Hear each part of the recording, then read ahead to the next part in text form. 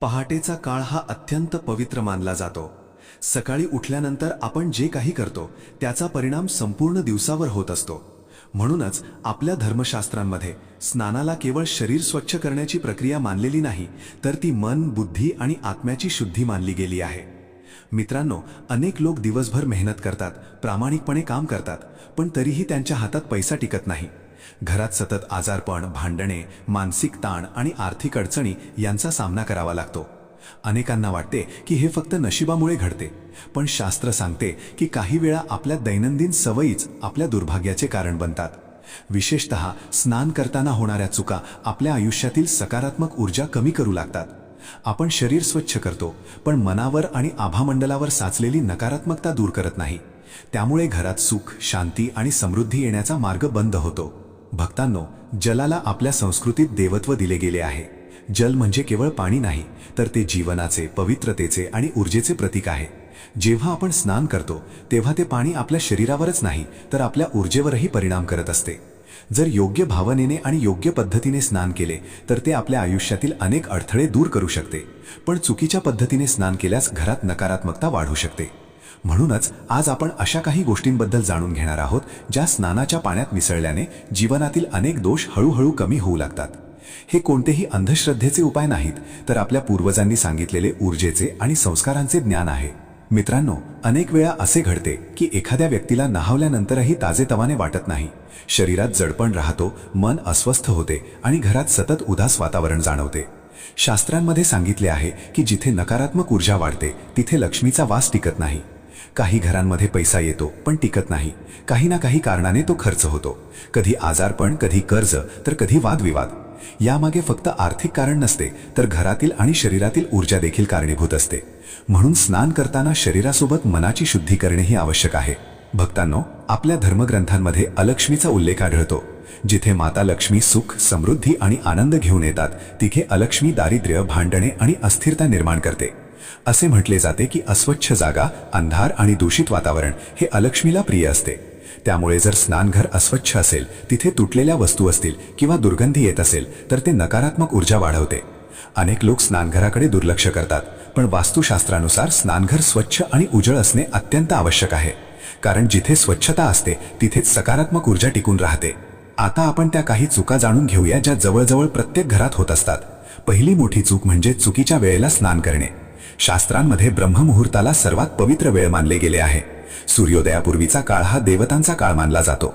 या वेळेत स्नान केल्यास मन प्रसन्न राहते आणि शरीरात सकारात्मक ऊर्जा निर्माण होते. पण अनेक लोक उशिरा उठून घाईगडबडीत स्नान करतात किंवा काही जण रात्री उशिरा विनाकारण आंघोळ करतात. यामुळे शरीरात तामसिक ऊर्जा वाढते आणि मनात चिडचिड, भीती आणि अस्वस्थता निर्माण होते. दुसरी मोठी चूक म्हणजे पाण्याचा अपमान करणे.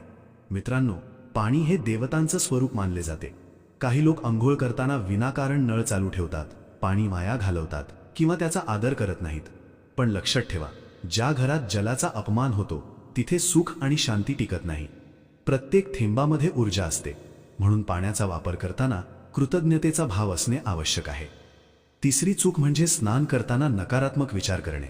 अनेक लोक अंघोळ करताना रागाने बोलतात, इतरांबद्दल वाईट विचार करतात किंवा घरातील लोकांवर ओरडतात.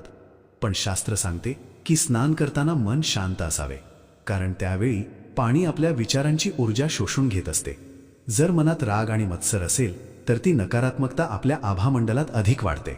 त्यामुळे स्नान करताना देवाचे नामस्मरण करावे आणि मन शांत ठेवावे. चौथी चूक म्हणजे स्नानघरात तुटलेला आरसा किंवा अस्वच्छता ठेवणे. तुटलेला आरसा हा वास्तुशास्त्रानुसार अत्यंत अशुभ मानला जातो.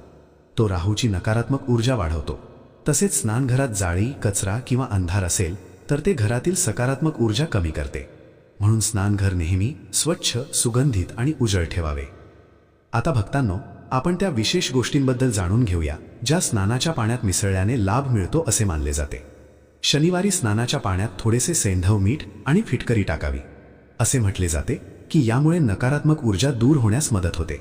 तसेच शनिदेवाचा दुष्प्रभाव कमी होतो. अंघोळ करताना मनात शांतपणे ओम शनिश्चराय नमः असा जप करावा. गुरुवारी पाण्यात चिमूटभर हळद मिसळून स्नान करणे शुभ मानले जाते. हळद ही पवित्रता आणि मंगल कार्याचे प्रतीक आहे. यामुळे गुरुग्रह मजबूत होतो असे मानले जाते. समाजात मान सन्मान वाढतो आणि घरात सकारात्मकता निर्माण होते.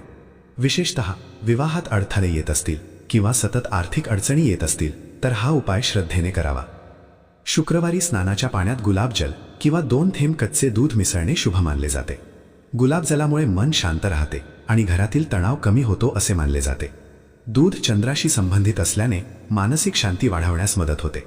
हे उपाय करताना माता लक्ष्मीचे स्मरण करावे आणि घरात सुख समृद्धी नांदो अशी प्रार्थना करावी. भक्तांनो, या उपायांमध्ये खरी शक्ती वस्तूंमध्ये नसून आपल्या श्रद्धेत आहे. जर मनात लोभ, मत्सर आणि अहंकार असेल तर कोणताही उपाय पूर्ण फल देत नाही. पण जेव्हा आपण शुद्ध मनाने आणि सकारात्मक भावनेने हे संस्कार अंगीकारतो तेव्हा आपल्या जीवनात हळूहळू बदल घडू लागतात. लक्षात ठेवा, खरी समृद्धी केवळ पैशात नसते. खरी समृद्धी म्हणजे मनाची शांतता, कुटुंबातील प्रेम आणि समाधान. म्हणून रोजच्या जीवनात स्वच्छता, सकारात्मक विचार आणि देवावरील श्रद्धा कायम ठेवा. बाकी सर्व गोष्टी योग्य वेळी आपोआप मिळू लागतील.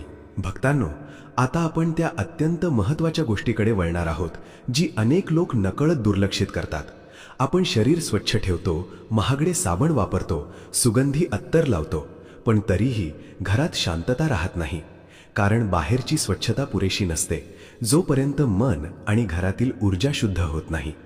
आपल्या ऋषीमुनींनी सांगितले आहे की मनुष्याचं जीवन केवळ कर्मावर नाही तर त्याच्या सभोवतालच्या ऊर्जेवरही चालते. म्हणूनच घरातील प्रत्येक कोपरा, प्रत्येक वस्तू आणि प्रत्येक सवय आपल्या भाग्यावर परिणाम करत असते. मित्रांनो, काही लोक सतत असे म्हणताना दिसतात की आमच्या घरात पैसा येतो पण टिकत नाही. काहींच्या घरात विनाकारण भांडणे होतात तर काहींना सतत मानसिक तणाव जाणवतो. शास्त्रांमध्ये सांगितले आहे की जेव्हा घरात नकारात्मक ऊर्जा वाढते तेव्हा सर्वप्रथम घरातील आनंद कमी होतो. त्यानंतर आर्थिक समस्या, आरोग्याच्या अडचणी आणि नातेसंबंधांमध्ये कटुता निर्माण होऊ लागते. म्हणूनच आपल्या पूर्वजांनी घर स्वच्छ आणि सात्विक ठेवण्यावर भर दिला होता. भक्तांनो, घरामध्ये कोळीचे जाळे असणे हे अत्यंत अशुभ मानले गेले आहे.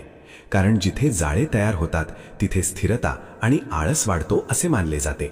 अनेक वेळा लोक घराच्या कोपऱ्यातील जाळे किंवा धूळ दुर्लक्षित करतात, पण वास्तुशास्त्रानुसार ही साचलेली घाण घरातील सकारात्मक ऊर्जा अडवते. ज्या घरात स्वच्छता नसते तिथे माता लक्ष्मी जास्त काळ थांबत नाहीत असे सांगितले जाते. म्हणून आठवड्यातून किमान एकदा तरी घरातील प्रत्येक कोपरा स्वच्छ करणे आवश्यक आहे. विशेषतः स्नानघर आणि देवघर यांची स्वच्छता अत्यंत महत्त्वाची मानली जाते. कारण स्नानघर शरीराची शुद्धी करते आणि देवघर मनाची. जर या दोन्ही ठिकाणी अस्वच्छता असेल तर त्याचा परिणाम संपूर्ण घरावर होतो. अनेक लोक देवघरात तुटलेल्या मूर्ती, खराब झालेले फोटो किंवा जुनी खराब फुले ठेवून देतात. पण शास्त्रांनुसार तुटलेल्या वस्तूंमध्ये नकारात्मक ऊर्जा साचते. त्यामुळे अशा वस्तू वेळेवर विसर्जित करणे योग्य मानले जाते. मित्रांनो, घरात बंद पडलेली घड्याळे किंवा खराब कुलपे ठेवणेही अशुभ मानले जाते.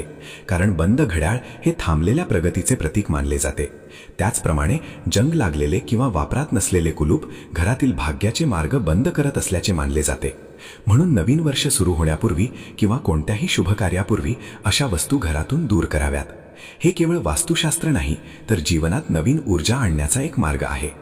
भक्तांनो, आणखी एक गोष्ट अनेक लोक दुर्लक्षित करतात ती म्हणजे घरातील तुटलेली चप्पल किंवा फाटके जोडे.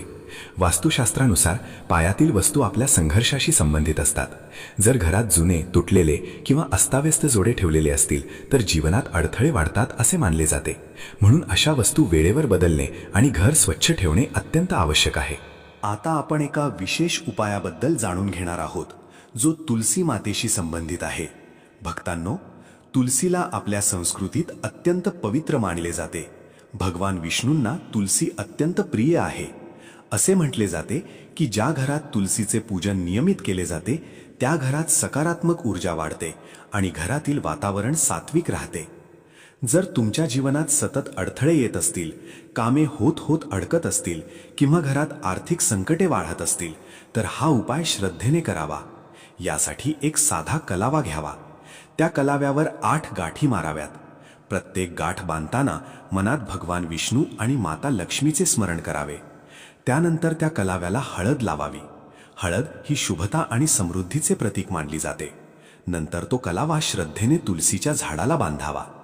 मित्रांनो, हा उपाय करताना मन शांत आणि सकारात्मक असणं अत्यंत आवश्यक आहे. जर मनात राग, मत्सर किंवा शंका असेल तर कोणत्याही उपायाचे पूर्ण फळ मिळत नाही. लक्षात ठेवा, देवाला वस्तूंपेक्षा भावना महत्त्वाच्या असतात. जेव्हा आपण श्रद्धेने एखादी कृती करतो तेव्हा त्या कृतीमागची सकारात्मक ऊर्जा आपल्या जीवनात बदल घडवू लागते. भक्तांनो, आता गौमातेबद्दल एक महत्त्वाची गोष्ट जाणून घेऊया. आपल्या धर्मशास्त्रांमध्ये गौमातेला सर्व देवतांचे स्थान मानले गेले आहे. म्हणूनच गौसेवा अत्यंत पुण्यदायी मानली जाते. असे सांगितले जाते की जो व्यक्ती प्रेमाने आणि श्रद्धेने गौमातेला अन्न अर्पण करतो त्याच्या जीवनातील अनेक संकटे हळूहळू कमी होऊ लागतात. विशेषतः हिरवा चारा, गूळ आणि पोळी गौमातेला खाऊ घालणे शुभ मानले जाते. गूळ हा गोडवा आणि समृद्धीचे प्रतीक आहे. असे मानले जाते की गूळ अर्पण केल्याने जीवनातील कटुता कमी होते आणि घरात प्रेम वाढते. पण हे करताना कोणताही दिखावा करू नये. सेवा ही नेहमी नम्रतेने आणि मनापासून करावी. मित्रांनो, आजच्या काळात लोक संपत्तीला समृद्धी समजतात, पण खरे सुख हे मनःशांतीत असते. ज्याच्या मनात समाधान आहे तोच खरा श्रीमंत. अनेक लोकांकडे पैसा असतो पण मनात भीती, चिंता आणि असुरक्षितता असते. म्हणून आध्यात्मिक दृष्टिकोनातून सर्वात मोठी संपत्ती म्हणजे शांत मन आणि आनंदी कुटुंब. जेव्हा आपण आपल्या जीवनात स्वच्छता, सात्विकता आणि श्रद्धा आणतो तेव्हा आपली ऊर्जा बदलू लागते. त्याचा परिणाम आपल्या विचारांवर, निर्णयांवर आणि कर्मांवर होतो. आणि जेव्हा कर्म शुद्ध होतात तेव्हा भाग्यही हळूहळू उजळू लागते. म्हणून भक्तांनो, हे उपाय केवळ धनप्राप्तीसाठी करू नका, तर स्वतःला अधिक सकारात्मक, शांत आणि सात्विक बनवण्यासाठी करा. कारण जिथे चांगले संस्कार असतात तिथेच खऱ्या अर्थाने लक्ष्मीचा वास असतो. भक्तांनो, आता आपण या संपूर्ण विषयातील सर्वात महत्त्वाच्या भागाकडे येत आहोत. अनेक लोक आयुष्यभर पैसा, यश आणि सुखाच्या मागे धावत राहतात, पण तरीही त्यांच्या मनात समाधान नसते. कारण बाहेरची समृद्धी मिळवण्यापूर्वी मनाची शुद्धी आवश्यक असते. आपल्या शास्त्रांमध्ये वारंवार सांगितले गेले आहे की ज्या व्यक्तीचे विचार शुद्ध असतात, ज्या घरात प्रेम, आदर आणि सात्विकता असते, तिथे देवतांची कृपा आपोआप निर्माण होते. म्हणून केवळ उपाय करून भाग्य बदलत नाही, तर आपल्या स्वभावातील बदल देखील तितकाच आवश्यक असतो. मित्रांनो, अनेक वेळा लोक एखादा उपाय करताना मनात विचार करतात की हे केल्यावर मला लगेच पैसा मिळेल, माझ्या सगळ्या अडचणी संपतील. पण अध्यात्म हा व्यवहार नाही. देवाला आपण काय अर्पण केले यापेक्षा आपण कोणत्या भावनेने केले हे अधिक महत्त्वाचे असते. जर मनात लोभ, अहंकार आणि मत्सर भरलेला असेल तर हजारो पूजा करूनही मनःशांती मिळत नाही.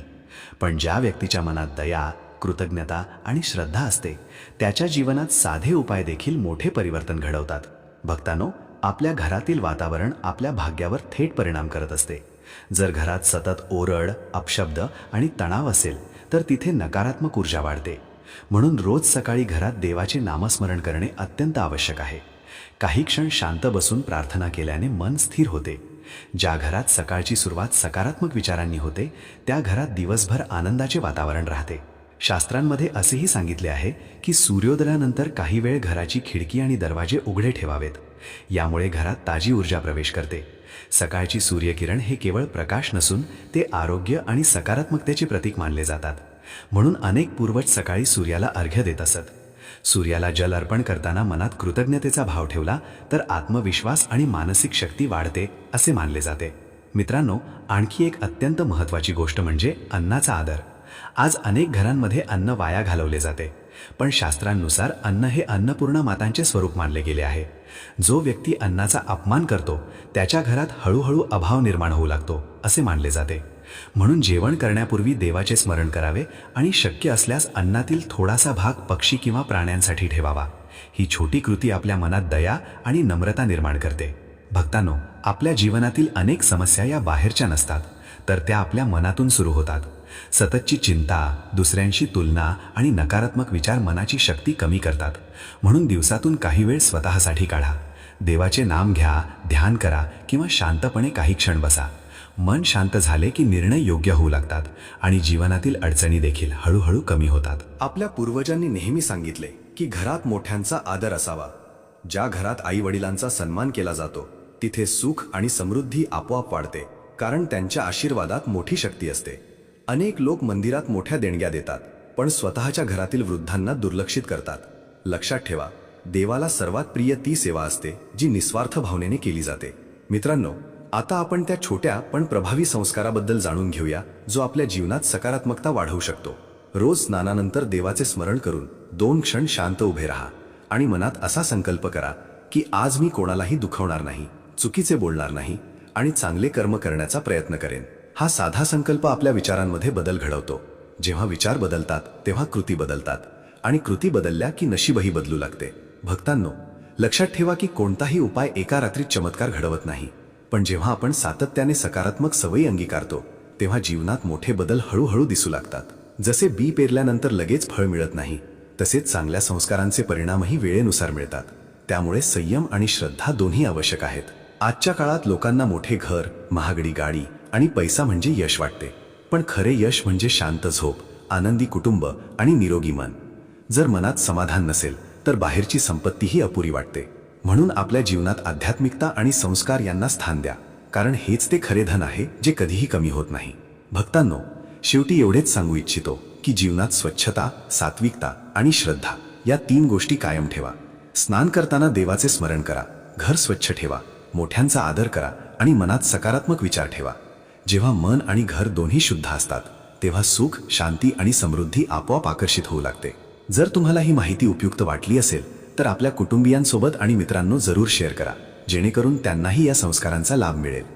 तुमच्या जीवनात माता लक्ष्मीची कृपा सदैव राहो. घरात आनंद, आरोग्य आणि भरभराट नांदो, हीच प्रार्थना. जय लक्ष्मी माता.